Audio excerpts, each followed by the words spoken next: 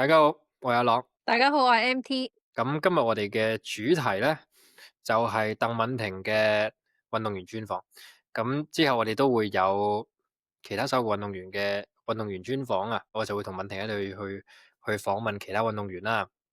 咁今次咧就由我嚟去訪問敏婷嘅。我哋就準備咗啲問題咧，可能作為一個運動員，除咗身體上嘅層面以外咧，咁啊心靈上、心理上嘅層面。咁有可能去到生活上嘅層面，我哋嘅一啲看見啊、覺察啊、經驗累積翻來嘅一啲智慧啊，希望透過去訪問現今仲奮鬥緊嘅運動員咧，佢哋由咁多嘅訓練同埋可能係挫折下企翻起身，又或者係成功嘅一啲經驗咧，分享俾大家知道。咁我哋今日又準備咗幾條問題嘅。我覺得喺我哋開始討論之前咧，咁我哋又請敏婷啊簡單介紹下自己。咁可能係作為手球運動員啦，生活上啊、職業上啊，咁啊簡單去同大家講下關於自己嘅一啲背景啊。Hello，我係敏婷。咁我今年咧28歲，我咧個正職咧就係一個健身教練嚟嘅。咁我打咗手球，我由中二開始打啦，計落都應該打咗13、4、5年噶啦。咁我打香港隊，我就係由青年軍開始，已經都係打咗十幾年啦，慢慢打到去而家嘅成年隊咁樣。你點解會你選擇健身教練，係咪因為你嘅手球運動啊，定係因為啲咩原因？因為我知道你嘅依家嘅 master degree 都係同運動有關噶嘛。我一開始揀做教練，應該話我開始做 gym 咧，係真係想提升我個運動表現嘅。咁就係啦，做下 gym 咧，我就發現呢樣嘢又幾有趣喎。跟住嗰陣時正值我要畢業啦，咁我份人咧，雖然我係比較懶，但係咧我發現原來自己咧都唔想朝九晚六咧坐喺同一個地方度嘅，即係我都會想喐嚟喐去嘅。咁加上我做 gym，我又覺得自己識得更多嘅動作啦，咁就萌生咗呢個做教練係我個職業嘅一個諗法咯。跟住之後就慢慢做咗幾年之後啦，咁我一開始都係教一啲 general public，即係啲婦孺去減肥咁樣嗰啲。之後咧我就想睇下可唔可以讀個 master degree 咧，係可以豐富到我 S&C 嗰邊嘅知識，去到由我呢個教婦孺嘅一個教練變成可以教多啲 S&C 嘅一個教練咁樣。咁你都會因為呢個手球運動而去啟發咗你，就係成為一個健身教練，亦都去繼續進修自己啦。咁好多人在運動競賽中啊，咁都始終喺比賽入邊個情緒起伏都好大，因為個比賽變數好大啦。大家都即係佢有個勝敗嘅因素喺入邊。你有冇感受過一啲負面嘅情緒啊？負面同正面你都可以分享嘅。咁佢呢啲嘅情緒啊，咁佢會唔會影響到你嘅運動表現？咁因為我哋之後 handball 嘅，無論係 team service 又好，點樣都好，即係可能我哋會表達出就咁身體嘅訓練唔同嘅一面，即係可能我哋會有更多嘅喺心理層面同埋心靈層面嚟運動員嘅觀賞訓練，即係可能我哋可能會去為大家介紹一個唔同嘅層面。咁我想請你分享下就係，你會唔會有呢啲咁嘅正面、負面情緒？你點樣去 manage 佢？又或者對你而言，你有冇啲咩獨特嘅經驗？我分享咗負面嘅感受先啦。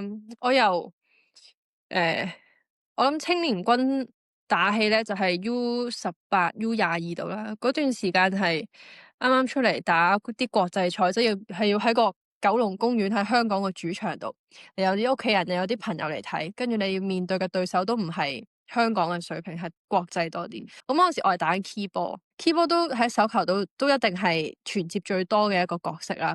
我嗰陣時咧係會緊張到出晒手汗啦，手指啊、膊頭全部都係勁僵硬。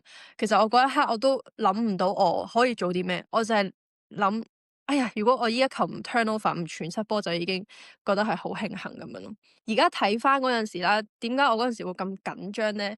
我就發現自己其實好似係好想控制我落場嗰陣時嘅表現，係一啲好未來嘅事情嚟嘅。我好想佢好好完美。咁但係咧，其實我嗰陣時嘅聚焦咧，就係聚焦咗我 turnover 嗰個畫面度咯，而唔係 picture，唔係 visualize 緊我要點樣入嗰一球波，我點樣過嗰球波咁樣咯。總之就係好唔喺當下啦，就純粹係純然嘅緊張。咁但係呢個緊張咧，佢又除咗令到我個身體僵硬啦，佢都係冇令到我個運動表現可以提升啊，冷靜唔到個人咁樣。咁我點樣去到跨過呢一個難題咧？嗰陣時唔識㗎，咁啊直到我打到即係可能 U22嗰陣時開始打起啦，係我打到23、24、25歲，跟住開始打得多啦，咁我就會發現，咦，其實都係咁啫，咁。所以嗰陣時有啲似係被動啲嘅方式去到過到呢一個難題咯。我覺得我哋都會發覺啦，有時係我哋會製造咗個幻象俾自己，即係可能根據我哋嘅狀態，即係可能其實嗰件事都冇發生，但係我哋預計嗰件事發生，結果嗰件事真係發生。我覺得呢樣嘢係唔同運動員嘅心理狀態就會影響嗰個人嘅發揮。我覺得我哋未來嘅需要花時間嘅係，其實係呢個層面上嘅教學啦，同埋其實我哋可以做多少少功夫咧，就係喺訓練上，我哋點樣可以銜接，又或者去加入一啲係訓練呢個運動員完全係同身體連接，同埋係同當下連接前提下去做一啲身體訓練嘅。咁並不是可能係強度嘅訓練，因為其實呢樣嘢先係最重要。你喺比賽入邊，例如你平時打練習賽打得幾好，但你去到比賽咧，你總係有啲問題發生，又或者去到關鍵時候總有啲問題發生，又或者你比賽嘅狀態同你訓練嘅狀態係爭好遠。其實個點就係喺呢個位，所以我覺得運動員嚟講就並不是可能我哋之前就係睇數據，又或者我哋不斷去練習，我哋應該用啲咩心理學原則去訓練呢個人，又或者用啲咩知識，又或者學啲咩系統去令到呢個人個運動員個運動表現更加好。但係可能依家去到下一步啦，可能我哋依家要關注嘅位就係唔同啲啦。有時咧，我哋喺賽場上學到嘅嘢咧，佢都會有一個延伸去翻生活嘅。你作為一個手球運動員喺賽場學嘅嘢，佢有冇影響到你生活？有冇令你生活改變咗？無論係好啊、壞啊，又或者冇分好壞啊，即係你都可以分享。例如你作為一個教練，會點可以令你成為一個與舊時不一樣嘅教練？又或者係作為家人啊、朋友啊，咁你可以分享下。可以連翻去我頭先講嘅一啲好緊張嘅情況咧，其實再睇啲啲咧，我係由細細個開始我就覺得唔係好相信自己嘅能力咯。即係其實不斷有啲教練、啲隊友佢都話：其實鄧敏婷你咁大力，你走上三號你射，其實都會入㗎。其實大家會俾好多信任我，但係其實佢哋講咧係冇用，因為我內裏咧其實已經一直咁樣否定緊自己咯。咁呢一個好批判自己啊，好唔相信自己嘅聲音係一直都有嘅。咁我又係點樣可以過咗去咧？就係有一次打緊大賽，我真係嗰一刻無端端咧勁集中喺個球場度。因為有陣時咧，一開始打咧，細細個打咧，我係會屋企人喺度啊，有邊個喺度嗌緊啊？其實我個專注力係喺出面，rather 定喺個球場上面。咁有一次咧，我就唔知點解發生咗咩事，我嗰下就真係好 focus 喺個球場度，即係我想做啲咩動作啦，我係可以形容為我個身心咧係已經融為咗一體，係整合咗，就好似人哋講嗰啲入咗心流嘅狀態。我嗰下真係我要個身體去嗰邊，我就去到嗰邊，去到嗰邊又去到嗰邊咁樣。跟住自從嗰一次打咗一場好波之後，我就慢慢開始發現，原來自己都真係做到㗎喎，咁樣咯。咁喺球場上開始信任自己呢一樣嘢又 very good 啦。咁但係其實生活上咧，我係咪真係譬如教學上面啦，一開始我做教練咧，我都係唔相信自己啦，我就會不斷好想學好多唔同嘅 approach、唔同嘅 system 去到教一個人啦。特別係如果我想跳去教運動員，因為教運動員咧，我即係就咁你上網 search 咧，都會見到好多唔同嘅方法去到 train 一個運動員。即係嗰陣時我就會陷入咗學術焦慮，就認為自己學嘅嘢永遠都係不足夠咁樣咯。咁但係又係經過好多嘅清理啦，我就會慢慢相信，慢慢知道，慢慢肯定，我而家學咗嘅嘢已經係足夠我去教我而家嘅學生咯。所以係一個相信自己嘅一個進步咯，由球場去到我嘅教練生活。我覺得呢個係一個即係我哋成日討論嘅一個，即係佢揾翻自己力量嘅一個過程。我唔知手球有冇 trash talk。男仔可能多啲。係啦，咁 trash talk 咧，咁佢係十分之好用嘅。佢喺運動場上咧，今日最容易嘅一件武器又或者工具咧，去將你個心理防線打破嘅。OK，咁佢絕對係會影響你運動表現嘅。尤其係我哋喺賽場上，我哋面對嘅唔係淨係心理能力，係我哋嘅心理應變能力。咁你心理唔強大咧，你係成為唔到一個強大嘅運動員嘅。所以強大運動員一定係心理強。一個運動員，我運動表現出咗啲問題，又或者我點樣可以喺咁多競爭之下去攞到個機會，一定係佢突破咗心理關，不斷突破心理關口之後，去做到嗰樣嘢。嗯咁嗯咁啊，trash talk 咧就係一個好好嘅一個，佢嘅同生活差唔多嘅啫。當你有質疑嗰陣時，又或者當你 confront 緊一個人嗰陣時，佢不斷去講某啲東西，又或者佢講啲攻擊你嘅東西，呢一界線係咪堅守到？呢個 trash talk 咧，有時同自己嘅對話一樣。有時你遇到啲情況，你會 trash talk 自己。當你唔覺意嘅情況下，你會質疑自己啦。OK，你會攻擊自己啦。當人哋攻擊你，OK，然之後可能人哋明明佢可能見到你嘅好處，但係你唔信任佢，因為點解？因為你內裏你都係 trash talk 緊自己，你唔信任自己，冇人可以令到你真正可以信任自己。Even 佢覺得你幾好，你都係覺得自己唔夠好。但係不斷去經歷呢啲嘢咧，始終會逼到你去一個臨界點咧，令到你係覺得你要打破呢個幻象，就係你自己好弱呢個幻象。因為強同弱係選擇嚟，所以你就選擇咗 be strong。就我覺得呢個係一個過程嚟，亦都好多運動員都係咁。我哋相信可能我哋未來做啲 workshop 做啲東西，應該會遇到更多可能運動員係喺個位，尤其係競爭大，係喺前面嗰堆運動員。咁我哋 move on 去第二個 topic。頭先我哋就講咗一啲我哋心路歷程嘅東西啦，我哋運動員又好，生活又好。如果你有例如你喺場上啦，OK，你係遇到一個令你覺得稍為負面嘅情況，你會做啲咩去令你重拾翻力量？又或者咁樣一句說話去令到你提醒翻自己。我自己咧喺部電話度咧，我就經常性嘅有啲肯定句咁嘅東西嘅。例如咧有一句咧就係沒有不能通過的考驗啊！你一有 challenge 咧，你一個都有 challenge 咧，就係 for 你去 pass 噶啦。一有挑戰，你一感覺到困難，嗰個困難就係 for 你去 pass 嘅。神明咧，即係日本人有句咧，就係神明並不會給你不能通過的考驗。咁呢句對我嚟講就係肯定句嚟嘅。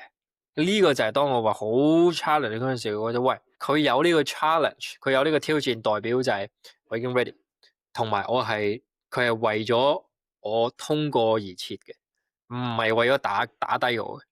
OK，呢個就係我嘅做法。咁你咧？我有6個字，嗰6個字咧就係愛是我的力量。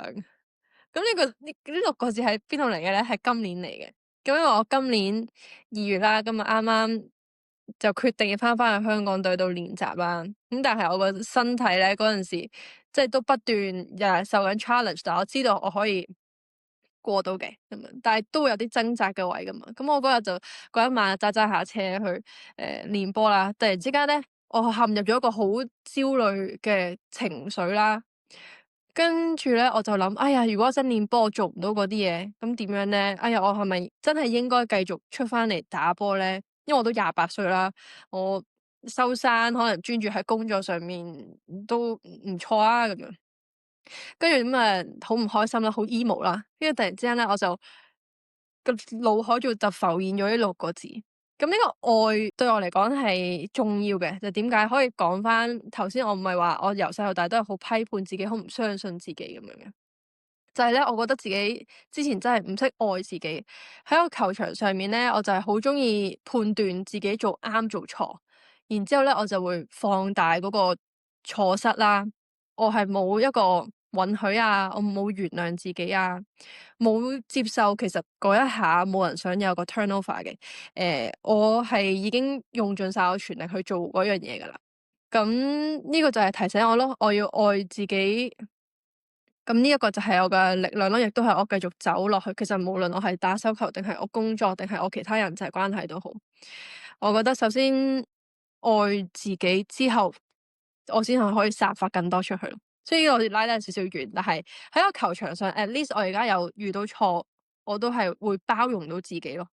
亦都係呢一個愛嘅力量，呢一個包容自己嘅力量，允許嘅力量係可以令到我更加快去有一個好嘅調整咯，而唔係活喺我個過去，活喺我個錯誤嗰度。即係當一個運動員越嚟越成熟啊，即係可能打咗好多年，即係手球或者佢某一樣運動之後，去到某一個位置咧，就係咁打波，又或者係咁訓練咧，唔再係提升嘅唯一途徑，其實就係去回到好多內在嘅東西。即係可能去到咪就係我哋唔會再提及就我哋要練呢個 drill 先可以叻，我哋要練呢個 pattern 我先可以進步。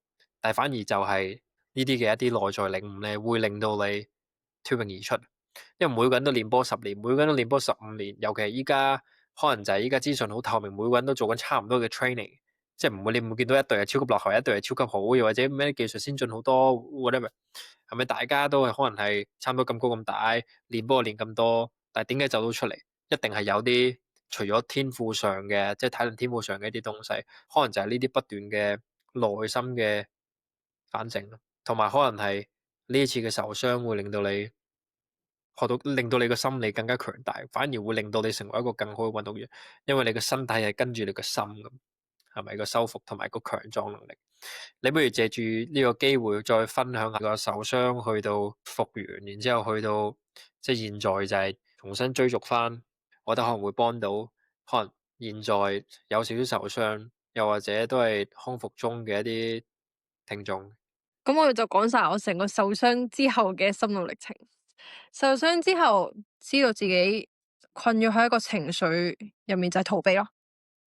因為我嗰陣時又係26歲，啱啱打完嗰屆亞運啊，又打得幾好喎，不如我風風光光就咁以後唔再打啦咁樣。咁嗰時我又唔知應該又退落嚟啊，定係繼續好。咁所以我就一直逃避啦。我嗰陣時都好遲之後先至認真去做 rehab 咯。我覺得今次嘅受傷咧，對我嚟講一個啟示啦。我覺得係我個身體做 rehab 同我個心真係允許我個身體做 rehab，呢兩個係完全唔同嘅力量咯。即係如果我表面上啦，頭嗰半年啦，我表面係做 rehab 啦，但係其實我個心入面我都係逃避緊。嗰陣時完全係冇嘢發生喺我隻腳度，反而係之後啦，到咗今年2月啦，我就好想俾一份生日禮物自己。咁我就不如你，既然你都真係，因為我仲會受傷嘅時候，我仲會睇下啲手球片啊，睇下啲隊友點樣啦。我發現咦，其實自己對住手球仲好熱枕㗎喎。咁我就好啦，咁我俾份生日禮物自己啦，咁我就出翻嚟練。咁嗰陣時咧，我就知道我身心係 ready 去到做一個 rehab 啦。咁所以我個身體就慢慢好起來咯。呢一個領悟咁樣啦，都係阿朗有一次咧，因為阿朗都係我嘅幫我 rehab 嘅教練啦。佢就練咗我半年，佢都話點解好似有啲停滯不前嘅感覺。其實你繼續係一個受傷嘅狀態，你有啲咩好處咧？嗰一晚我就翻屋企諗啦，我就係喎，原來我一直逃避緊喎。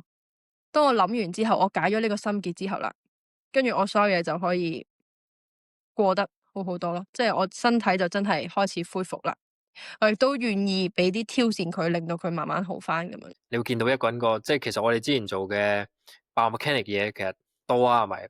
你就咁用生物力學咧係不足夠，因為我哋要考慮埋個行為嘅改變模式啊，即係我哋個人類個行為改變，我哋點樣我哋點樣可以鼓勵 behavioral change，即係呢啲嘢。但係其實簡單啲嚟講咧，就係當你受咗傷之後，我哋點都會有啲 disalignment，即係我哋有啲就唔 align 你情緒上又好 whatever，即係可能就係你覺得一個你就想退落嚟啦，然之後咁啱你受咗傷啦，然之後就我對個身體又唔係好認真去想佢好翻，因為我覺得冇呢個需求，係。然之後同時間佢又受咗傷喎，咁我覺得咁大嘅唔 balance 嘅情況下，佢就會唔知係冇咩發生。但係當你可能係 pick up 翻嗰樣嘢之後，其實我唔記得我講過呢樣類似嘅咩，但係 anyway 我講咗就講咗啦。總之就係當可能你 pick up 到其中一個重點就OK，佢可能嗰陣時我覺得我哋都冇乜 train，因為嗰陣時我自己過渡緊某一樣嘢嘛，係咪？生活上有改變，我哋冇乜點做嘅嘛。但係可能你靠自己嘅一啲慢跑啊、剩啊，即係冇乜特別嘅，你又唔係需要揾邊個治療啊，但係佢身體個自己療愈嘅機制好好多，即係我覺得係個治愈力翻嚟，因為你想佢好，然之後佢 strong，你選擇咗 strong。你唔係選擇 weak，即係你唔係選擇就係唔知發生咩事啊咁樣，即係一邊就想佢好，一邊就唔想佢好，又或者唔 care，然之後個分裂就你唔知做自己做咩，然之後現在我哋又加多啲，即係可能係認真考慮過嘅有目標、有目的性嘅一啲訓練之後，成件事又好好多。咁你之後就可以分享下我哋嘅訓練計劃啊。係啦，咁我覺得呢件事係值得參考，因為我覺得呢個經歷咧係其實可以幫到好多人，即係深陷其中嗰陣時，通常咧我哋就覺得自己知道自己做緊乜，但係完全唔知自己做緊乜嘅，即係喺入邊嗰陣時係需要少少嘅外部嘅一啲 inspire 咗原來係咁樣嘅，即係我覺得呢個係 coaching 嘅好處咯，係咪？即係佢其中一點咯。OK，咁大家都係睇少咗呢個，即係呢個言語同埋呢個內在狀態嘅威力啊！即係當我都經歷過，你又經歷過，然之後我可以俾到啲 input 你，即係呢個經歷係好強。咁我哋拉翻嚟手球啦，係咪？咁我哋 cover 咗身心噶啦，你身體又好，手球又好，心靈上嘅變化又好，係咪？咁我哋受傷又講咗，咁其實好多嘢 cover 咗，大家好多嘢去參考。咁我哋講下未來啦，我哋講咗過去，又講咗現在，又講咗點樣 transition，咁我哋講下未來，即係我哋依家未來呢一年啦，咁我哋都開始咗一個認真啲嘅訓練計劃啦。咁我哋之後都會 keep 住 update 大家呢啲東西。咁呢個系列咧就其實可以協助到大家，就睇下我哋會做緊啲乜，然之後睇下文婷就係點樣可以 mentally physically 可以變得更加比之前更加好啊。OK，可以變得比之前更加去到第二個 level 啊。作為一個領袖啊，作為一個運動員啊，作為一個教練啊，係咪？咁我哋陣間會分享。咁對你個人而言啦，又或者係對團隊而言啊，OK，你有咩願景啊？你想一年之後你想見到啲咩景色啊？即係最近同阿朗開展咗一個一年嘅計劃啦。呢一個一年嘅計劃咧，其實都係直指下年9月、10月嘅名古屋嘅亞運啦。咁亞運我覺得係我哋女隊最大嘅舞台啦。咁去到我哋啲隊友都27、28、29歲，可能都真係最後一個比賽。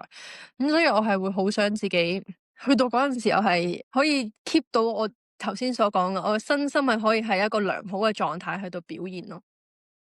咁我亦都因為過去受傷嘅經歷啦，同埋我呢1-2年學到關於運動同埋個身心點樣融合啊、整合咧，我覺得我需要活出嚟俾大家睇。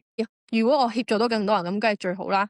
咁我首先要活咗自己出嚟先。咁所以未來呢一年我就係啦，我哋就有個365日嘅計劃，咁樣就希望我哋下年嘅亞運就可以攞到好啲嘅成績咯。咁過程中我哋會有啲即係我哋會有啲解決疑難嘅經歷啦。喺無論係大家想見到嘅 programming 啊，做啲咩 exercise 啊，即係點樣轉 exercise 啊，又或者係當你真係同一個人合作嗰陣時，即係可能我同你合作嗰陣時，我做你個 coach，我哋 plan 緊一年嘅事，我哋唔係 plan 緊就係 personal training，可能淨係一個 section 一個 section。咁即係我哋去做呢個 planning 嗰陣時係中間生活歷程係點樣變咧？就係我哋如果可以的話，我哋都想呈現俾大家。咁我有需要嘅人同準備好睇嘅人就會其實可以參考到我同敏婷會點樣去協助你，又或者我哋會點樣做啊？所以都會俾大家去見到，所以嘅好事嚟嘅。係啦，咁我哋 record 呢樣嘢，問多啲啦，我哋再延伸多啲。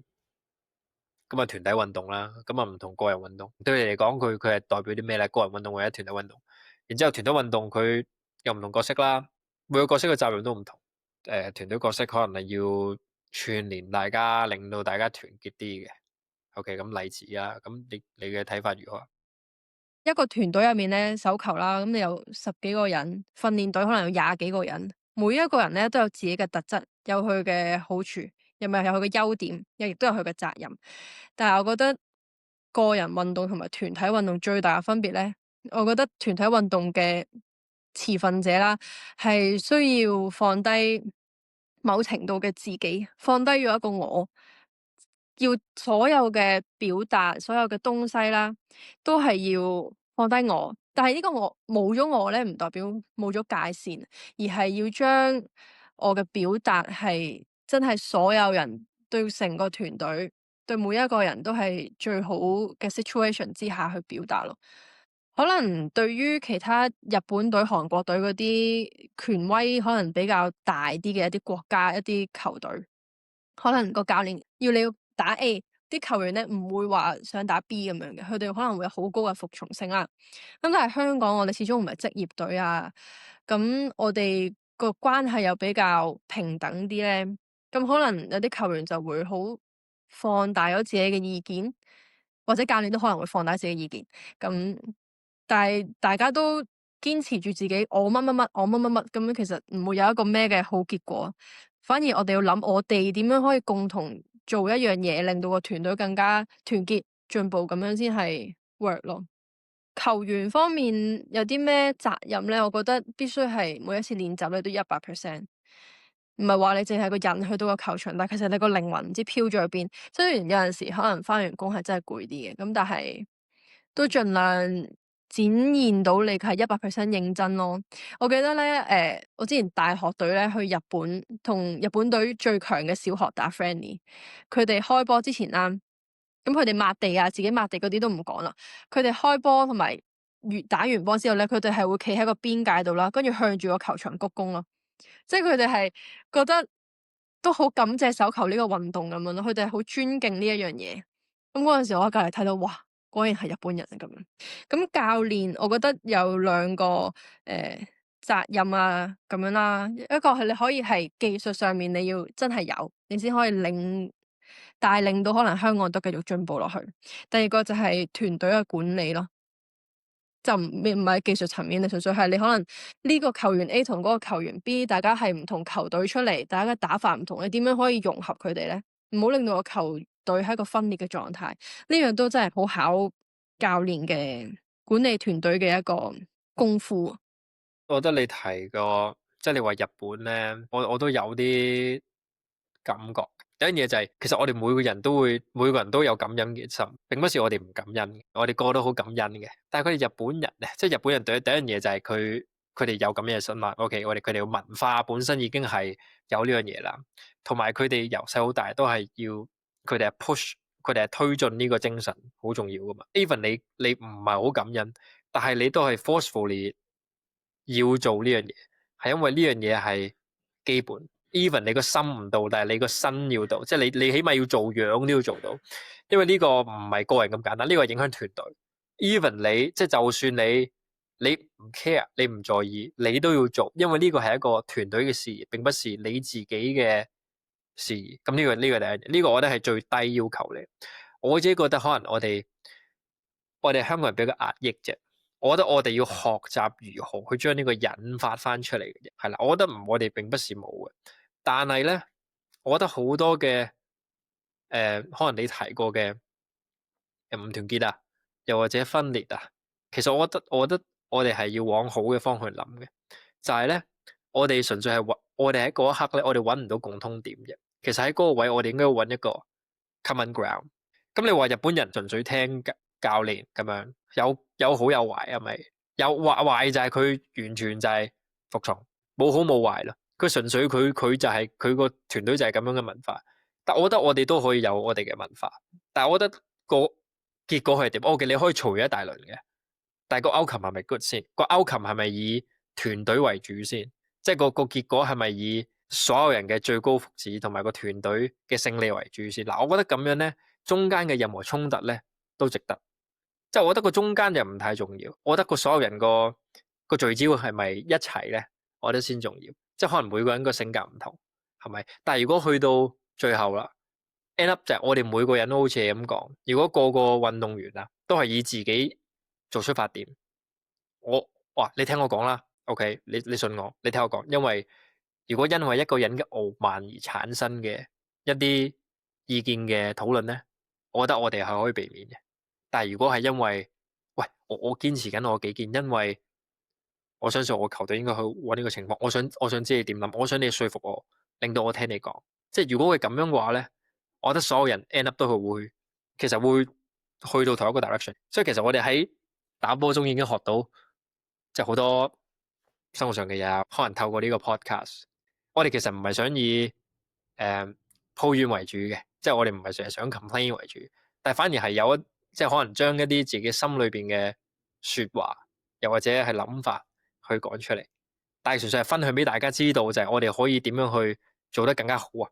即係並不是一個 complain 嘅平台啊，即係唔係嗰啲電台打去匿名喺度話我老公點樣，我老婆點樣，嗰個人點樣嗰啲，OK，我哋唔係咁樣，但係純粹係如果我哋有一個我哋講出嚟就係希望我哋可以揾到一個更好嘅解決方案嘅。我哋喺第一集入邊咧，我哋講清講楚，係啦，即係其實我哋係自由度非常之高嘅，但係我哋有一個底線咧，就係我哋其實係想解決問題為主嘅，係啦，並不是抒發情緒為主嘅啫。OK，咁我覺得我哋透過呢個機會去講出嚟咁，嗯有冇補充啊冇啦，大家記得期待我哋之後嘅集數。 ？OK，係啦，咁我哋今次嘅即係運動員嘅訪談啦，咁啊以敏婷為開始啊，之後咧都會用大概類似嘅形式去做一啲訪談嘅，咁啊中間就會可能穿插一啲我哋嘅例子分享啦，可能一啲我哋關於即係可能科學啲嘅，即係運動，即係實際啲嘅運動，我哋做啲咩運動啊，我哋做啲咩訓練啊，咁我哋都會穿插呢啲嘢嘅。OK，咁第一次嘅 podcast 就到呢個為止啦，咁大家我哋下集見。拜拜。